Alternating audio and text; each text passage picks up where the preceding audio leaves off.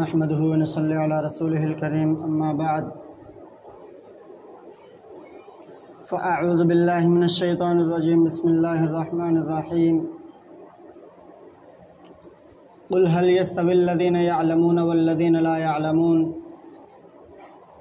قال النبي صلى الله عليه وسلم خيركم من تعلم القرآن وعلمه او كما قال علیہ الصلاۃ والسلام۔ محترم بزرگوں، عزیز ساتھیوں، اللہ تبارک و تعالیٰ کے کلام مجید کی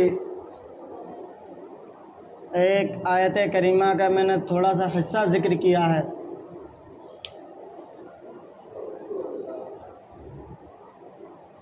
اللہ تبارک و تعالیٰ فرماتے ہیں کہ اے میرے محبوب، اے میرے پیارے حبیب، اے میرے نبی محمد صلی اللہ علیہ وسلم، آپ دنیا والوں کو، آپ میرے بندوں کو، اپنے امتیوں کو یہ پیغام سنا دو کہ علم والے اور بغیر علم والے کبھی برابر نہیں ہو سکتے۔ کسی بھی چیز کا علم سیکھنے والے ہوں، دنیاوی علم اور دینی علم، بحث اس کی نہیں ہے، کوئی بھی علم ہو، جس چیز علم کے معنی ہے جاننا، علم کے معنی علم دین نہیں ہے صرف دین کا قرآن کریم اور حدیث شریف کا پڑھنا، علم کے معنی جاننا، کہ کسی بھی چیز کے بارے میں کوئی آدمی جانتا ہو اور نہ جاننے والا اس کے برابر ہرگز نہیں ہو سکتا۔ اسی لیے کسی فن کا کوئی ماہر ہو تو اس کو الگ الگ نام دیے جاتے ہیں۔ علم دین کا ماہر ہو اسے عالم کہا جاتا ہے۔ اسی طرح دنیاوی پڑھائی ہو تو ڈاکٹر بھی ہوتا ہے، انجینئر بھی ہوتا ہے، پروفیسر بھی ہوتا ہے، اور اسی طرح اگر پڑھائی لکھائی کے علاوہ کوئی کام لے لیے جائے تو مستری، مکینک وغیرہ اس کے نام دیے جاتے ہیں۔ تو پتہ چلتا ہے اس سے کہ یہ شخص اس چیز کا علم سیکھے ہوا ہے جس کی طرف ہم اس کی نسبت کر رہے ہیں۔ ہمارے بائک میں سروس کی ضرورت ہو ہم خود نہیں کرتے، اس کے مستری کے پاس لے جاتے ہیں، کیونکہ ہم جانتے ہیں کہ ہم اس چیز کو کر نہیں سکتے، ہمارے قابو سے، ہمارے بس سے باہر ہے یہ چیز۔ لیکن علم دین ایک واحد ایسی چیز ہمارے نزدیک ہے کہ ہم میں سے ہر شخص اس کے لیے پورا کا پورا مولوی، مفتی بنا ہوا ہے۔ کوئی بھی مسئلہ درپیش آ جائے کبھی کسی عالم کی ضرورت نہیں، ہاں ہم نے سنا ہے کہ اس طرح ہوتا ہے۔ جس طرح ہم اپنی بائک کی مکینک اور مستری اور سروس وغیرہ خود نہیں کرتے، مکینک کے پاس لے جاتے ہیں، مستری کو دکھلاتے ہیں، کوئی خرابی ہو، پنچر ہو، خود نہیں جوڑا کرتے، مستری کے پاس لے جایا کرتے ہیں، تو علم دین ہی ایسا کیوں لاوارث ہے کہ اس کے لیے جس مسئلے کی ضرورت ہے ہم خود اپنی طرف سے رائے پیش کر دیں؟ کیا اس کے لیے علماء دنیا میں نہیں رہے؟ پتہ چلا کہ ہمیں دنیاوی چیزیں جو ہیں ان کی قدر ہمارے نزدیک ہے۔ ہماری موٹر سائیکل ہے، اگر ہم اس کی سروس کریں گے ہمیں معلوم ہے کہ ہم صحیح نہیں کر سکتے، اس لیے اس میں خرابی ہوگی، اور جب خرابی ہوگی تو صحیح نہیں چل سکتی، تو ہمارا خون پسینے کا جو پیسہ کمایا ہوا وہ ضائع جائے گا، وہ برباد ہو جائے، ختم ہو جائے گا، اس لیے ہم سروس نہیں کریں گے۔ 100 200 400 روپے جو لگیں گے وہ مستری کو دے دیں گے، خود فری میں کر کے اپنی بائک کو خراب نہیں کرنا۔ تو میرا بھائیو، یہی ذہن اور یہی دماغ اور یہی پیشین گوئیاں اپنی اس جگہ لگاؤ کہ اگر علم دین کا کوئی مسئلہ ہے اور ہم اسے دیکھیں اور پرکھیں اور سمجھیں تو ہو سکتا ہے ہم غلطی کر بیٹھیں، کیونکہ ہم مسئلے سے واقف کار نہیں ہیں، ہم اس کو سمجھتے نہیں ہیں۔ اس لیے علماء دنیا میں ہیں، ان سے جا کر پوچھیں۔ اگر ہماری بائک دنیاوی اعتبار سے خراب ہو سکتی ہے تو ہمارا ایمان اخروی اعتبار سے خراب ہوگا اگر مسئلہ غلط نکل آیا۔ جس طرح ہم اپنی بائک کو نہیں سنبھال سکتے، اسی طرح ہم اپنے مسئلے کو نہیں سنبھال سکتے بغیر جانے ہوئے۔ تو ہمیں ضرورت ہے کہ اگر کوئی ہلکی سی بھی ضرورت ہو اسلام کی، ایمان کی، مذہب کی، ہماری جان، ہمارا جسم، ہمارے ہر چیز دنیاوی اعتبار سے مسلمان کے لیے کوئی چیز معنی نہیں رکھتی۔ مسلمان کے لیے اگر کوئی چیز ہے اہم ترین تو وہ اس کا اسلام، اس کا مذہب ہے۔ اگر ہمارا مذہب صحیح ہے تو ہمارے جسم اور جان اور ساری چیزیں صحیح ہیں، اگر ہمارا مذہب فیل ہے تو ہم ساری چیزیں ہماری فیل ہیں۔ ایک واقعہ ذکر ہوتا ہے بختیار کاکی رحمۃ اللہ علیہ کا غالباً، کہ دہلی کے بازار میں جا رہے تھے، ایک بنیا سامنے دکان پر بیٹھا ہوا تھا۔ اس وقت میں جس وقت میں مسلمانوں کی حکومت تھی، جس وقت میں مسلمانوں کی حکومت تھی، اور مسلمانوں میں بھی کون سا بادشاہ تھا میں اس کو مختصراً بتلا دوں کہ جب قطب الدین بختیار کاکی رحمۃ اللہ علیہ کا پورا واقعہ ان کا ہے، پوری زندگی کس طرح گزری، جب ان کا انتقال ہوا تو انتقال سے پہلے انہوں نے وصیت نامہ لکھا۔ آج کل میں وصیت لکھوں، آپ لکھیں تو ہم اپنی وصیت لکھتے ہیں، فلاں گھر فلاں بیٹے کے نام، فلاں باغ فلاں بیٹے کے نام، فلاں زمین کا حصہ فلاں بیٹے کے نام ہے، اور فلاں جگہ میرا پیسہ ہے وہ ان بیٹوں کے نام ہے، اور فلاں کا میرے اوپر قرض ہے، یہ ساری چیزیں ہم لکھتے ہیں۔ لیکن وہ مرد قلندر، وہ بزرگ، وہ عالم دین کیا لکھ کر گیا، اس کو غور کریں اور سنیں کہ اس عالم دین نے کیا لکھا ہے۔ اس عالم دین نے مرنے سے پہلے وصیت نامہ جو لکھا، خط جو لکھا، اس پر 4 نصیحتیں، 4 وصیتیں لکھی تھیں۔ نمبر 1، میرے نماز جنازہ وہ شخص پڑھائے جس کی کبھی بھی کسی بھی حال میں بھی فرض نماز تو کیا تکبیر تحریمہ فوت نہ ہوئی ہو، کہ امام کے ساتھ ہی اس نے نیت باندھی ہو اللہ اکبر کہہ کے، پوری زندگی بالغ ہونے کے بعد، یعنی 15 سال کے بعد اسلام کے جو قوانین ہیں 15 سال کے بعد لاگو ہوتے ہیں، تو جہاں جہاں پوری زندگی آتا ہے اس کا مطلب یہی ہوتا ہے 15 سال سے اوپر۔ فرمایا کہ جس کی پوری زندگی میں کبھی بھی کسی بھی حال میں بھی مرض ہو، سفر ہو، حضر ہو، گھر میں ہو، بیمار ہو، کچھ بھی ہو رہا ہو، سفر نماز تو کیا تکبیر تحریمہ فوت نہ ہوئی ہو۔ دوسری شرط، اس زمانے کے اعتبار سے بہت آسان تھی یہ شرط، اس زمانے کے اعتبار سے۔ دوسری شرط لکھی کہ میرے نماز جنازہ وہ شخص پڑھائے جس کی کبھی بھی کسی بھی حال میں بھی عصر کی سنتیں نہ چھوٹی ہوں، کیونکہ عصر کی سنتیں غیر مؤکدہ ہیں، پڑھ لے تو ثواب ملے گا، نہ پڑھے تو گناہ نہیں ہے، اور ہم اسی وجہ سے چھوڑ دیتے ہیں کہ گناہ کون سا ہے، ہم اس پر غور نہیں کرتے کہ پڑھیں گے تو ثواب کتنا بڑا ہے، اس پر ہماری نظریں نہیں جایا کرتی۔ ہماری نظریں تو آج کل ایک پتہ نہیں کیا ہمارے جسموں میں کون سی طاقت آئی ہوئی ہے، ہر شخص جو مسئلہ پوچھتا ہے وہ آخر میں یہ پوچھتا ہے، خود میرے سامنے کئی دفعہ کا واقعہ کہ آخر میں پوچھتا ہے یہ بتاؤ حلال ہے یا حرام ہے، اسے پتا ہے کہ اس چیز کے کرنے سے گناہ مل رہا ہے، بتا دیا گناہ ملے گا، پھر اس کے بعد آخر میں سوال کرتا ہے یہ بتاؤ حلال ہے یا حرام ہے۔ تو میرے بھائی جائز اور ناجائز بھی کوئی چیزیں ہوتی ہے، ساری چیزیں حرام نہیں ہوتی، جو شریعت نے کہہ دیا ناجائز ہے وہ ناجائز ہے۔ اب ہمیں مطلب نہیں کہ حرام ہے یا نہیں ہے، شریعت نے کیوں روکا کیوں نہیں روکا ہمیں کوئی مطلب نہیں، کیونکہ ایک شخص تھا، امریکہ کا واقعہ ہے کہ کچھ نوجوان تھے جو بے داڑھی والے تھے، اس نے ایک انگریز کو دین کی دعوت دینا شروع کی اور وہ ان کا دوست بنا اور وہ دین کی دعوت اس نے قبول کی، مسلمان ہوا۔ مسلمان ہونے کے بعد اس نے سارے قوانین وہ عمل میں لایا جو مسلمان ہونا چاہیے، داڑھی بھی ہو، نماز بھی ہو، روزہ بھی ہو، زکوٰۃ بھی ہو، ساری چیزیں جو اسے کرنی چاہیے مسلمان کو، وہ سارے کام کرنے لگا۔ تو اس کے ان دوستوں نے جنہوں نے مسلمان بنایا تھا کہنے لگے بھائی کیا مسلمان ہم نہیں ہیں؟ کہ ہاں تم مسلمان ہو، کہ جب ہم مسلمان ہیں ہم تو داڑھی نہیں رکھتے، ہم تو تیری طرح زکوٰۃ ہر مہینے نہیں نکالا کرتے کہ تھوڑے سے زکوٰۃ کے پیسے جمع ہوئے تو فوراً زکوٰۃ نکالنے لگ گیا، تو فوراً صدقہ اور غریبوں کا خیال رکھنے لگ گیا، تو نے روزے کے روزے شروع کر دیے، کیا ہم مسلمان نہیں ہیں تیرے نزدیک؟ اور تو نے داڑھی رکھی، کیا داڑھی کے بغیر مسلمان نہیں ہوتے؟ تو اس انگریز نے کیا جواب دیا؟ مسلمان ہو چکا تھا، ہمارے دلوں کو جھنجھوڑنے والا جواب ہے۔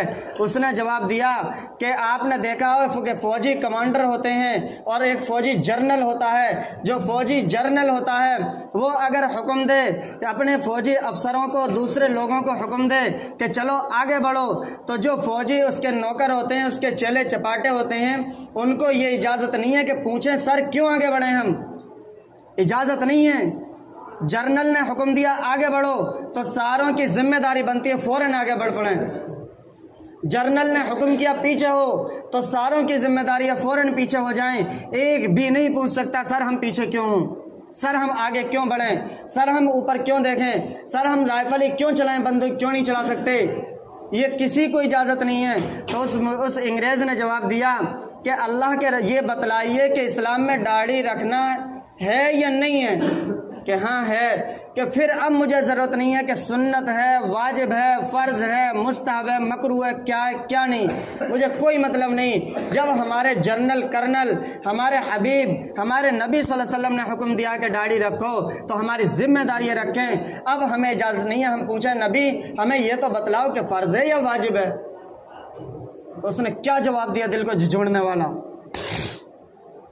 तो मेरे भाइयों ये है, तो मैं बतला रहा था कि बख्तियार काकी रहमतुल्लाहि अलैहि जब इनका इंतकाल हुआ तो शर्तें लिखी। पहली शर्त कि जिसकी कभी भी किसी भी हाल में भी नमाज तो क्या तकबीर तहरीमा फौत न हुई हो। दूसरी शर्त जिसकी कभी भी किसी भी हाल में भी असर की सुन्नतें क़ज़ा न हुई हों। तीसरी शर्त लिखी कि मेरे नमाज जनाजा वो शख्स पढ़ा है जिसकी कभी भी किसी भी हाल में भी तहज्जुद ना छूटी हो।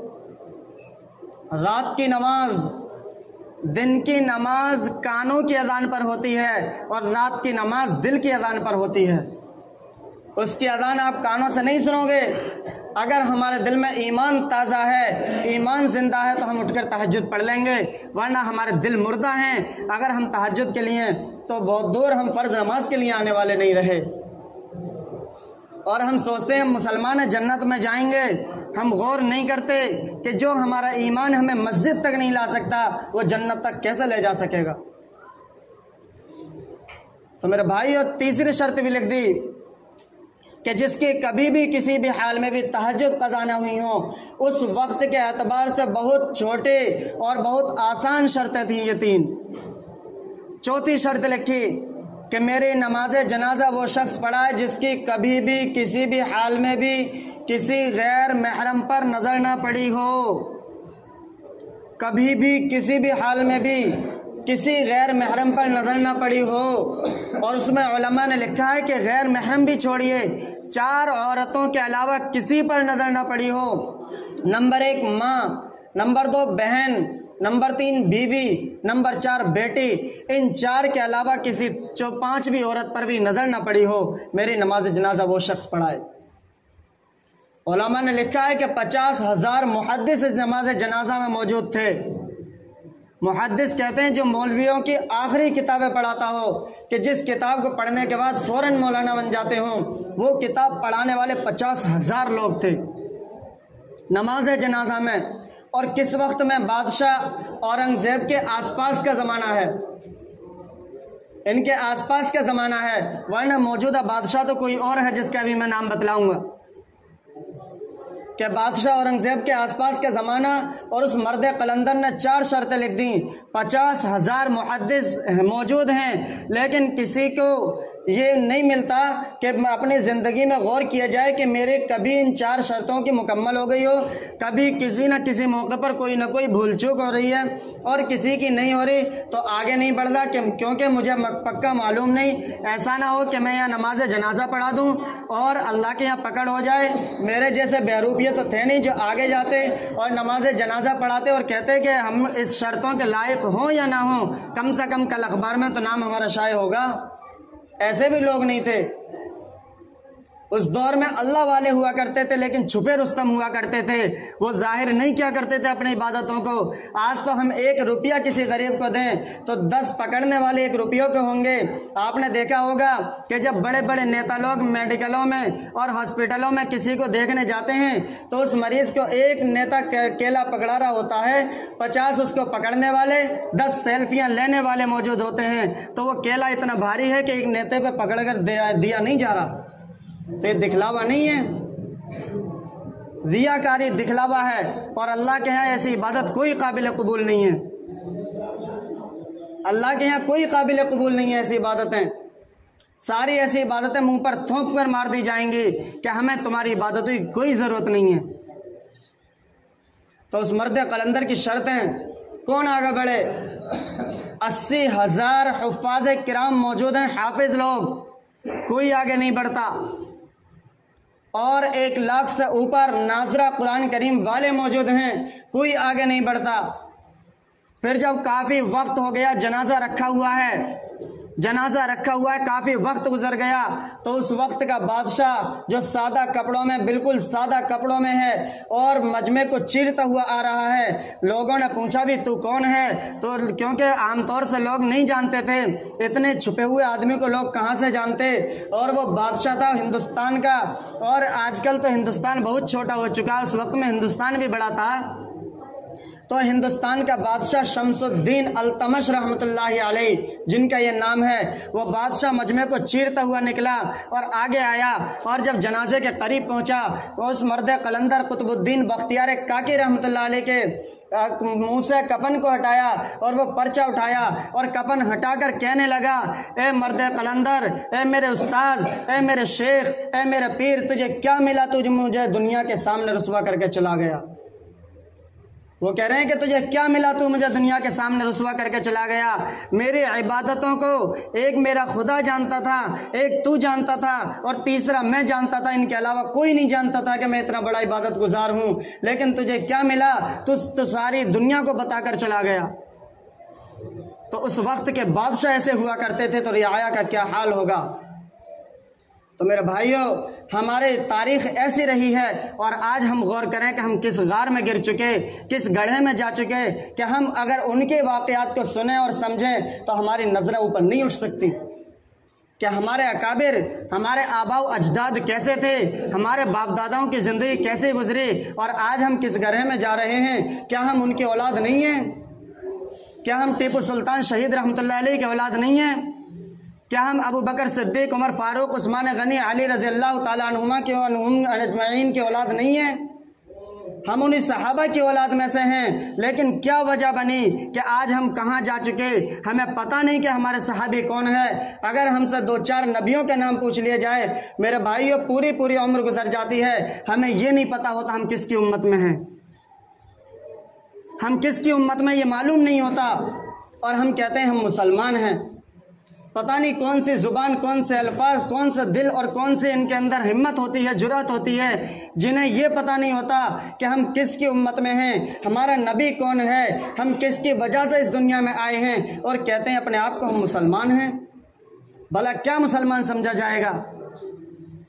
اور پھر ایک واقعہ حضرت عمر کا بتلا دوں کہ حضرت عمر رضی اللہ تعالی عنہ بہت بڑے صحابی، اور اتنے بڑے صحابی کہ میں انہی کا واقعہ آپ کو سنانا چاہتا تھا، لیکن میں نے کہا کہ دور جو جا رہا وہ گہرے غار کی طرف جا رہا ہے، اور ہم جو اگلا مہینہ ہمارا آ رہا ہے محرم کا، ہم 10 محرم تو ہمیں یاد ہے کہ حضرت حسن حسین کی شہادت ہے، حضرت حسین علیہ السلام کی شہادت ہے، حسین رضی اللہ تعالیٰ عنہ کی شہادت ہے۔ ہمیں 1 محرم نہیں پتہ کہ خود ہمارے امیر المؤمنین حضرت عمر کی شہادت ہے۔ جنریٹر چلا دیو بھائی، کہ ہمیں حضرت عمر کی نہیں پتہ، ان کی 1 محرم ہمیں، ہمارا سال جو شروع ہوتا ہے 1 محرم سے شروع ہوتا ہے، آنے والے مہینہ، اب اس میں 17-18 دن باقی ہیں، بلکہ 15 دن باقی ہیں ہمارا نیا سال شروع ہونے کے، لیکن ہمیں نہیں پتہ، ہمیں جنوری سے سال پتہ ہے کہ نیا سال جنوری سے ہوتا ہے۔ ہم مسلمان ہیں، ہمارا سال محرم سے شروع ہوتا ہے۔ اس کا مطلب یہ نہیں ہے کہ جنوری سے، بعض لوگ کہتے ہیں جنوری سے جانوروں کا سال شروع ہوتا ہے، ایسا بھی نہیں ہے، وہ بھی بنایا ہوا اللہ کا ہے، اور یہ بھی بنایا ہوا اللہ کا ہے۔ تو میرے بھائیوں، ہمیں احترام دونوں کا کرنا ہے، لیکن بتلانا یہ ہے کہ ہمارے سال کے شروع دن نے یہ بتلایا کہ تمہیں جب تمہارا سال شروع ہوتا ہے تو تمہیں خبر یہ دیتا ہے کہ تم اپنے مذہب کے لیے تن من دھن کی بازی لگا دو، کیونکہ تمہارے بڑے امیر المؤمنین حضرت عمر نے شہادت دی ہے۔ میرے بھائیوں، یہ ہے، اس لیے ہمیں چاہیے کہ ہم اپنے مذہب کے مطابق، پیارے حبیب صلی اللہ علیہ وسلم کے بتلائے ہوئے طریقے کے مطابق اپنی زندگی کو گزاریں۔ اللہ ہمیں عمل کی توفیق عطا فرمائے۔ وآخر دعوانا الحمدللہ۔